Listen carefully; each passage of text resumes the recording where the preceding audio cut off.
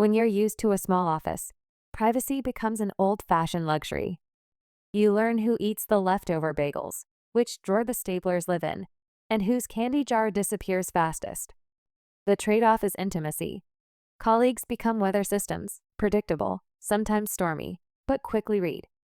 For 6 months, I had settled into that rhythm. My desk had a cactus that did better than I did at surviving neglect, a stack of client folders, and a ritual Sunday evening where I smoothed next week's reports like origami, ready to fold them into the inbox by Monday morning. I liked order. I liked the little victory of a clean PDF, of a neat subject line, of a client who answered quickly and kindly. In that job, respect was earned in margins and commas. Which is why the first time I found a line of nonsense in my weekly update, it felt like being poked with a cold stick. It was Thursday when I noticed it. The PDF had already hit a client's mailbox. The sentence wasn't merely awkward, it was absurd. A paragraph about delivery windows read like a ransom note typed through a translator, symbols, a repeated phrase, then a client's name spelled backward. I assumed fatigue. I work long evenings sometimes. The mind will misplace letters. I opened the master document on my machine. Pristine. The saved version looked like I had written it. Clean sentences, dates, bullets. I sighed and chalked it up to a fluke. The second time, I didn't sigh. The second time, the words were in a font that made my chest constrict. Wingdings. A font that turns meaning into hieroglyphs. How do you accidentally type an entire paragraph in Wingdings? It's not like someone slipped on the keyboard and started a secret code. It takes 2 or 3 deliberate clicks. Maybe your PDF printer is weird? Mark from IT suggested when I pinged him. He squinted at my screen, fingers moving like someone who still believes technology will confess its sins under pressure. He couldn't replicate the problem. On my machine, everything behaved. On the distributed PDFs, the sentences giggled in symbols. Then the supervisor, which in our office means small talk and bigger consequences, called me into her office. She had the week's report printed and a red pen, and there's a particular kind of quiet that hangs in a manager's room when a paper is involved. She flipped through to a page and circled lines in a looping, impatient swirl. The ink made those shapes feel official. "What is this?" she asked. She sounded more bewildered than accusatory, but that first seed of suspicion planted itself in the carpet between us. I told her what I had told Mark. The master files are fine. My version history proves it. She leaned back and made a sound like a hinge. We work for clients who notice details. One misprinted name costs trust. A pattern costs a reputation. She tapped the paper with the pen. "Keep it quiet for now," she said. "I want to see the tech side.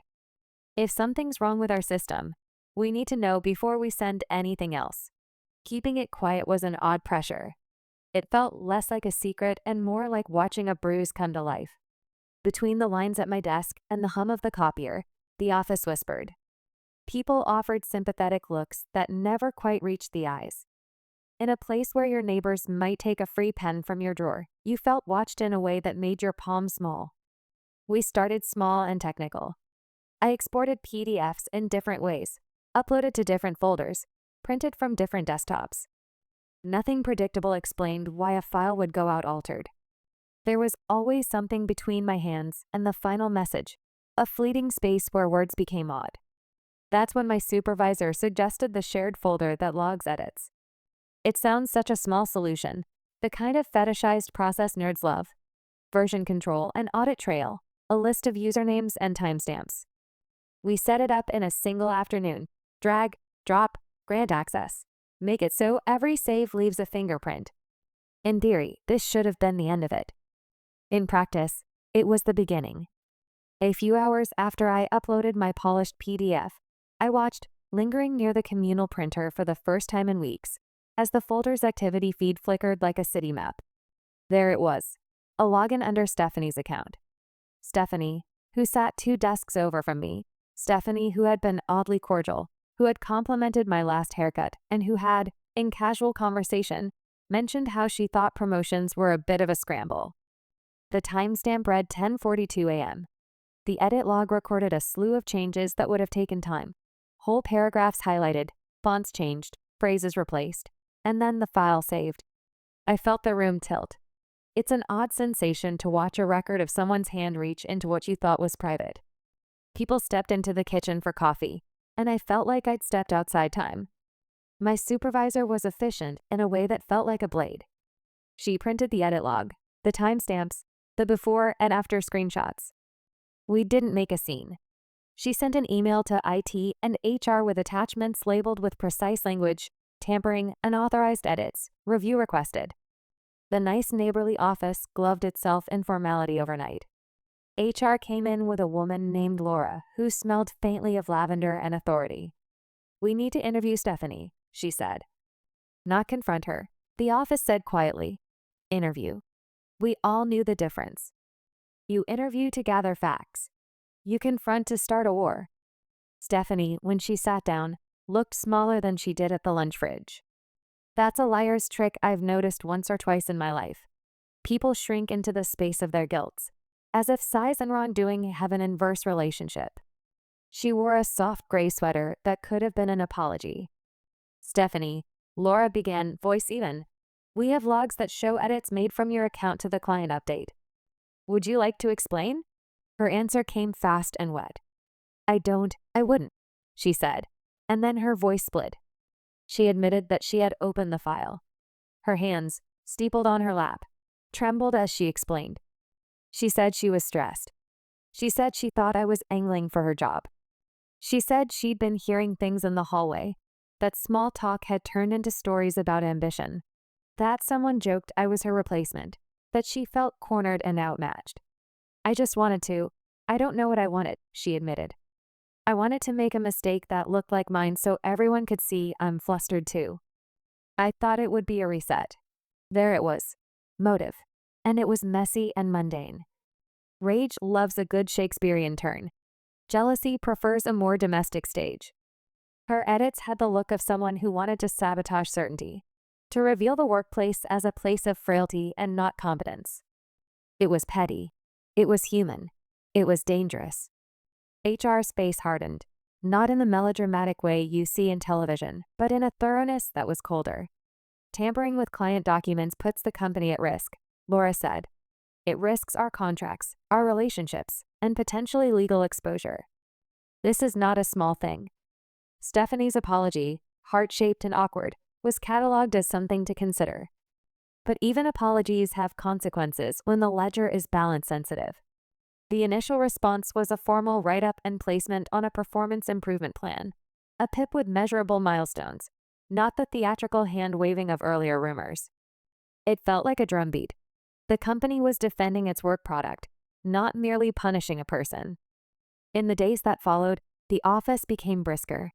Trust, already delicate, picked at itself. We celebrated nothing, because that's not how office morality plays work. There was, though, a small vindication. We could prove what had happened. The weirdness had a face and a log. My supervisor thanked me without theatrics, and a client replied with a "thanks for the correction" that read like a stitch sewn closed in a frayed place. But the climax of this little drama arrived when a big-name client opened a corrupted file before our audit caught it. We narrowly intercepted the message. Someone on their team pinged back, "The formatting is bizarre. Are these placeholder symbols?" It was an email laced with confusion that could have, in the wrong tone, metastasized into distrust. We sent an apology and an explanation that was honest enough to be acceptable and vague enough to protect internal processes.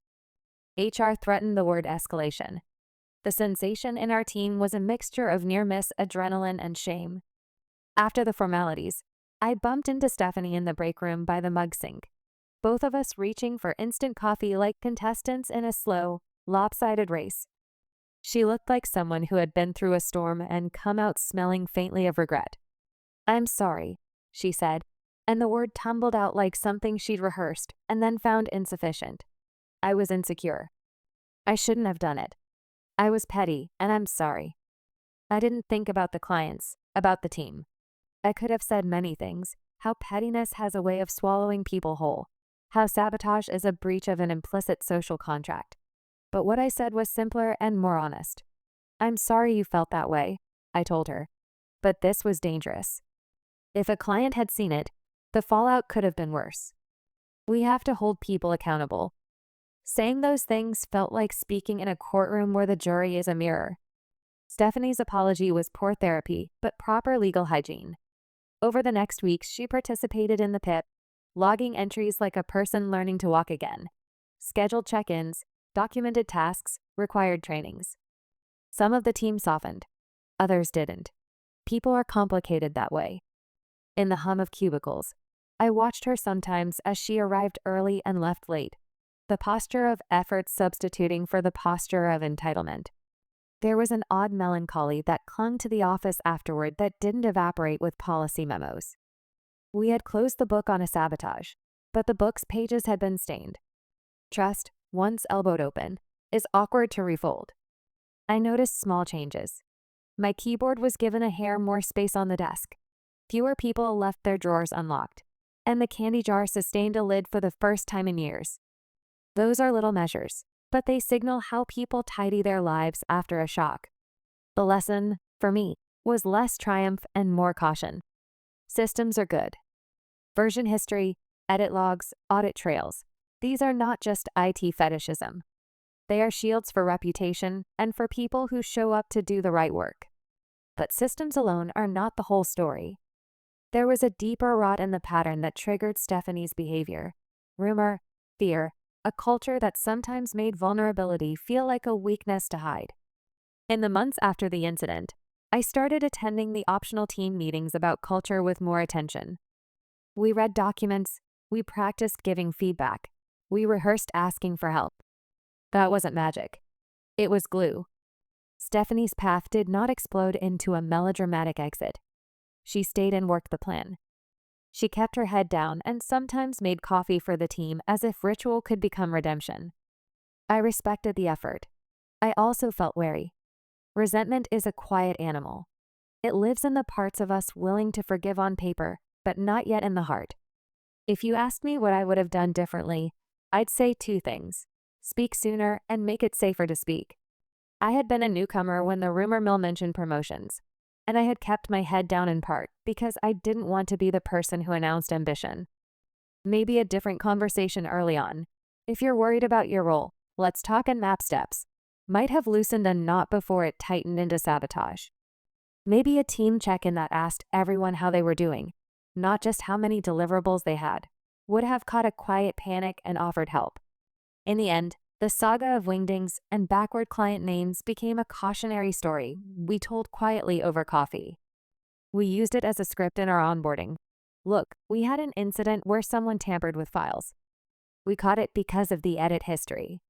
Don't be that person. If you feel overwhelmed, ask. We'll figure it out. It sounds like corporate training, but training has its uses. There was a small, unexpected coda. One evening months later, after the PIP had closed and life had folded back into its low hum, I saw Stephanie at her desk with a photo clipped to the edge of her monitor, a child in a raincoat laughing into a puddle. She had always talked about a nephew she adored, but never displayed a picture. I thought about the reasons people do damaging things: fear, comparison, the toxic little light that says someone else's success threatens your life. I thought about the mess of being human and how our workplaces often let small fractures widen into ruin. I still double-check my PDFs. I still watch that shared folder like someone who learned a lesson about when to look up and when to keep looking back.